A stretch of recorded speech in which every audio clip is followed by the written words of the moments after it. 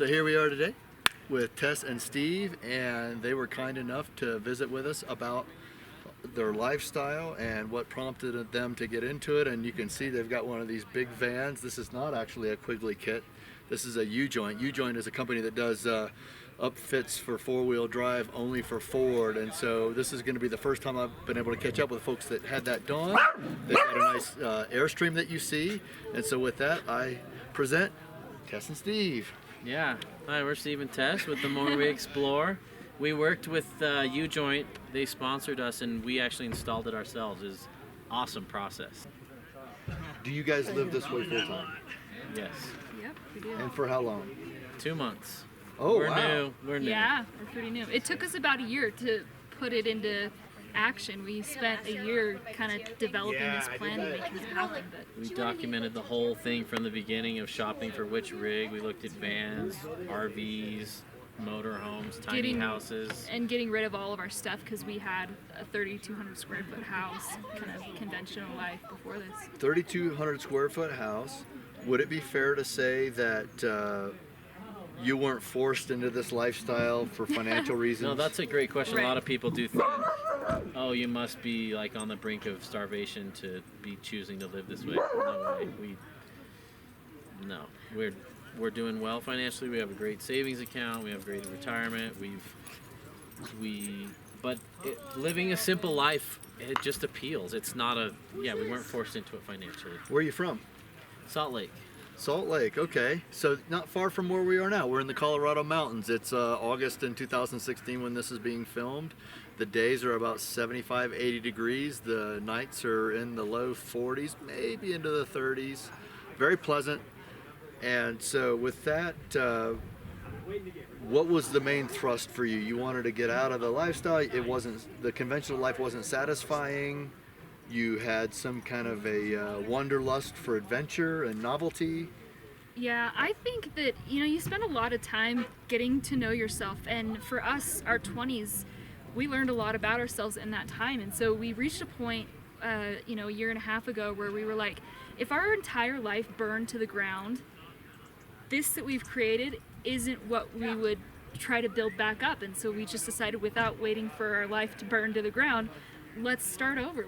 Let's rebuild it from the ground up. Let's build something that suits who we become as people and what we want to do. So that was kind of what pushed us into it. Yeah, we were backpacking almost every single weekend, and in 2014 we spent 60 nights outdoors, and we're like, why do we pay a mortgage on a house when we obviously want to be in the outdoors? And the house was just a place to hang the sleeping bags in between trips. You mentioned a 200 square foot house. You've got a roof to put on, you've got a water heater, you need new flooring, you've got landscaping. I mean, the list just is crushing to your financial pocketbook. And so it's stressful mowing the lawn every week and keeping the neighbors happy. And it would have been different if it was what we wanted, but it wasn't. Yeah, so we looked into tiny houses. We realized we don't need all our stuff. We sold all our stuff. We sold our house. Tiny houses were mobile enough for us. We didn't know where we wanted to settle down long term. And you're kind of skirting the laws a lot with tiny houses, and we didn't want to be living in the gray area. So this is what we ended up with. Well, that brings up another good point. You guys did your research, found where you wanted to start, but it may not necessarily be where you want to finish. You may marinate in this with the Airstream and the lifted van and then go to a Class A, or you may just go straight to the van. It's a process, and you don't have to just settle on something and feel like I've got to make the right decision right out of the gate. You can try all of it. Especially if you buy used. If you buy new, you're pretty committed. I mean, you lose a lot to sell, especially with RVs. But you're right, and it's a process and it's a journey, and life changes. But yeah, we probably over-researched it. We looked at over 200 different rigs, and we have zero regrets on this, but 5 years from now we'll probably be in something else. So what can they expect on our channel? They can expect, if you're interested in the journey of what our journey was like getting from a conventional life to where we are, there's a lot to see there. That whole process, like we said, took a year. And also what we're passionate about is exploring the outdoors, exploring new towns, meeting new people, and so you'll just kind of get a jumble of outdoors and a nice little slice of the population wherever we are. Yeah. So far, a couple of months in, what advice would you give to someone other than don't buy new that might be in your shoes and following in your footsteps? What would you say that you did right, and then what would you say that you did wrong that you might offer as a caution to others? So starting with, what did you do right? We did a ton of research. We looked at a lot. It's not for everybody. Some people should just leave right now and stop. And I think a lot of people put their own excuses in the way. They kind of hedge up the way with their own excuses that really aren't excuses.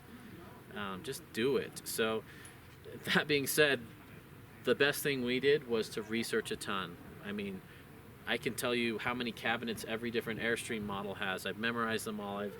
I know the warranty periods of all the different RV manufacturers, and I've totally geeked out about it. But that gave me peace of mind knowing I bought something that fit me really well.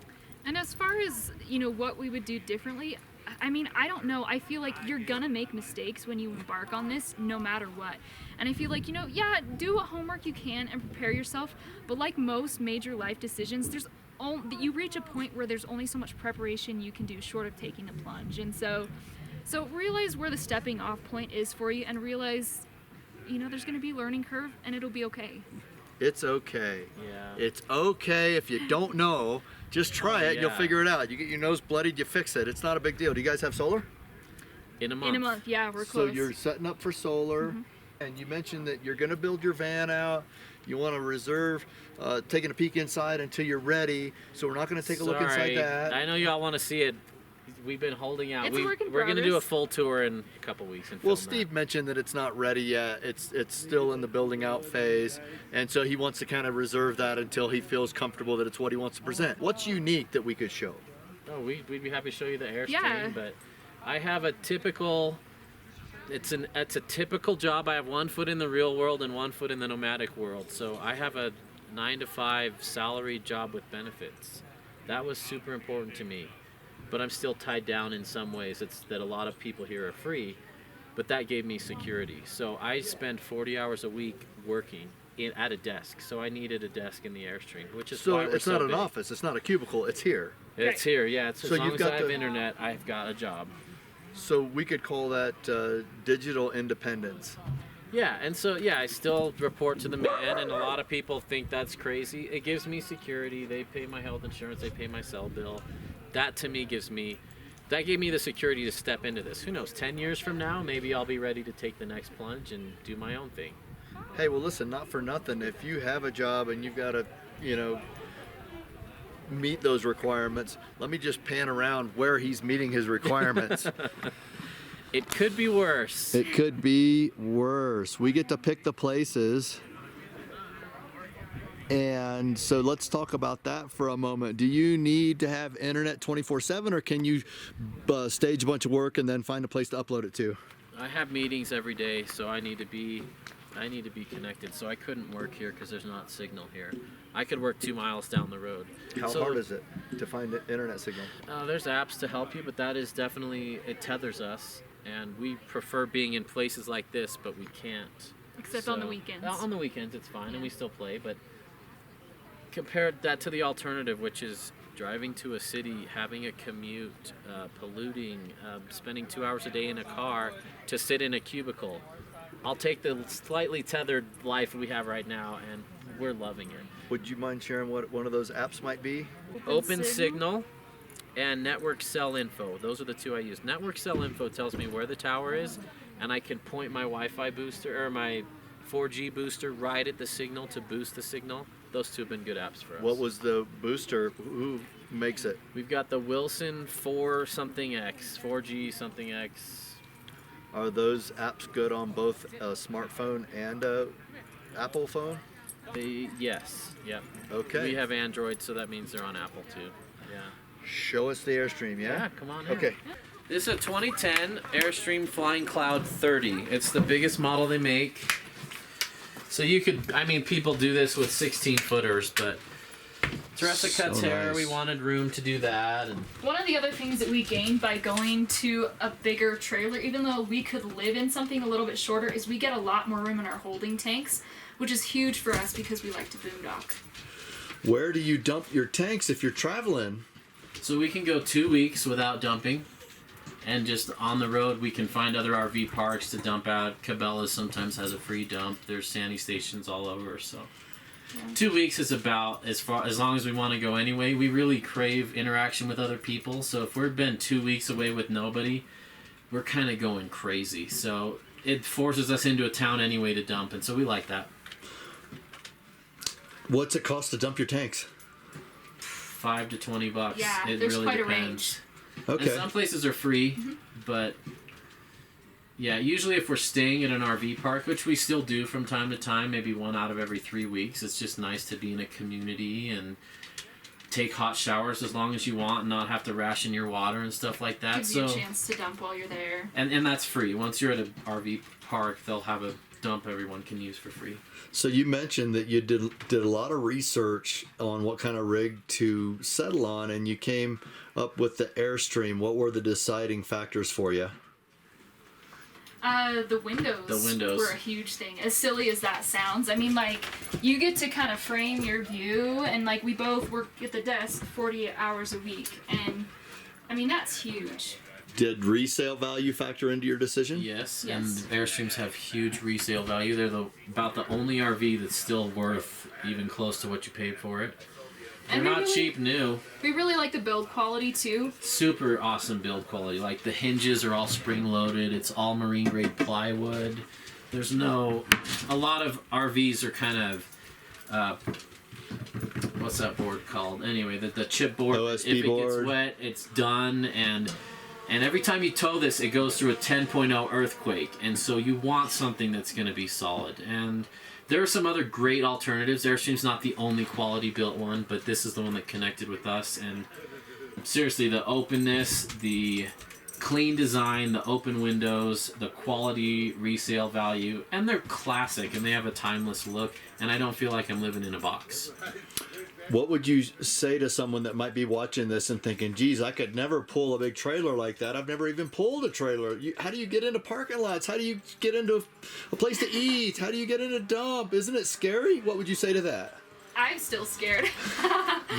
When you want something bad enough, no obstacle will prevent you from doing that. And look at this lifestyle. I mean, we work in nature and we're socking away for savings. We're spending time mountain biking more than ever. We're seeing this amazing planet and this country. We get to see family who, you know, some of our family is pretty spread out, and we don't always see them if we just stay living in one place. And that makes it so worth learning to drive a trailer. I'd never driven a trailer before this, and I'm still learning.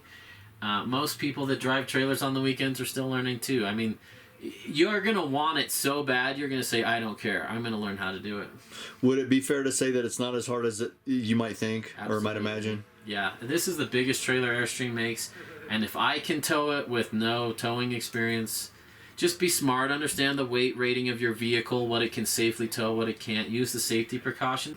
Let's talk about minimalism. You guys came from a 3,200 square foot house into a rig. Obviously, you had to purge a lot of your personal property, probably a lot of clothes, maybe a lot of shoes. Are you missing it? No, Not one not bit. at all. We did a little series on our thoughts of minimalism and our journey transitioning, and a lot of people were like, I could never get rid of my shoes. I could never get rid of XYZ. When you want something bad enough, you can do anything, and I don't miss it one bit.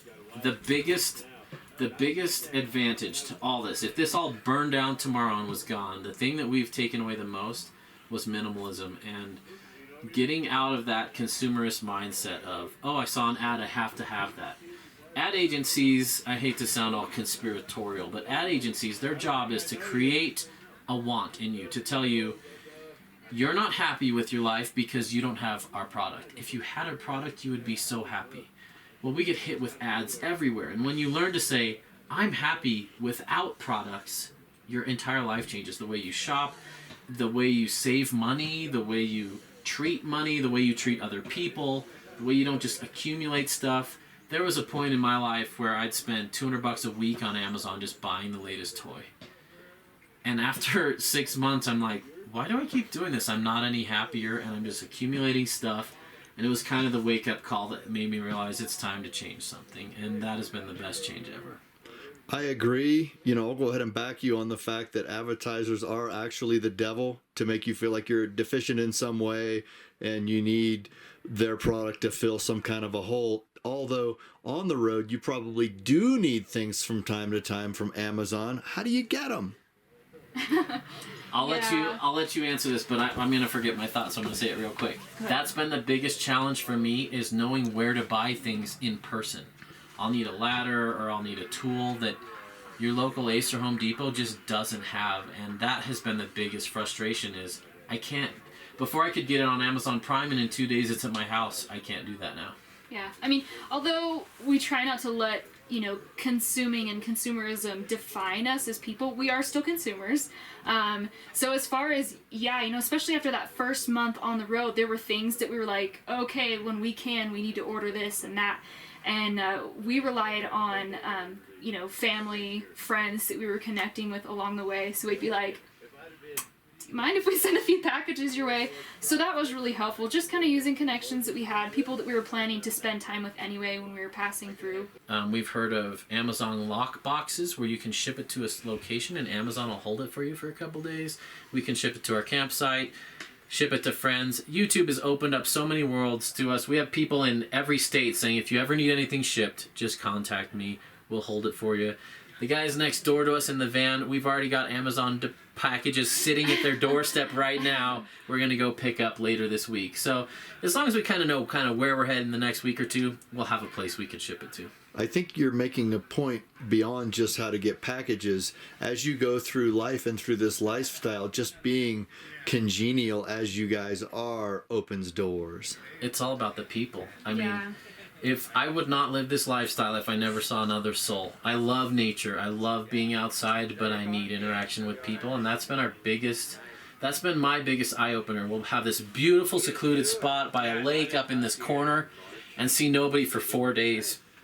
And I'm going crazy even though I'm in paradise. And we met up with some friends in Silverton a couple weeks ago, and being able to share the outdoors and those experiences with other people makes the whole experience. Would it be fair to say that if someone wanted to come out and meet you guys and they had a dog, that you would trade dog sitting if it worked out that it was beneficial? We think there's a huge market for that because traveling with a dog is tricky, but I think if you had a camp where someone just for the day was like, I'll watch everybody's dogs, or even just 1 or 2 dogs. I'd pay $20 for someone to watch my dog to not have to be in a kennel. That'd be trade nice. it. Trade it, totally. Be the dog sitter for the day and go do undog related we watch events. Your dog. Yeah, totally. That's an awesome idea. I love that idea. So let's just wrap this up with, again, you guys, your channel, what they can expect to see it, and any last thoughts that you might want to communicate to folks that might be watching.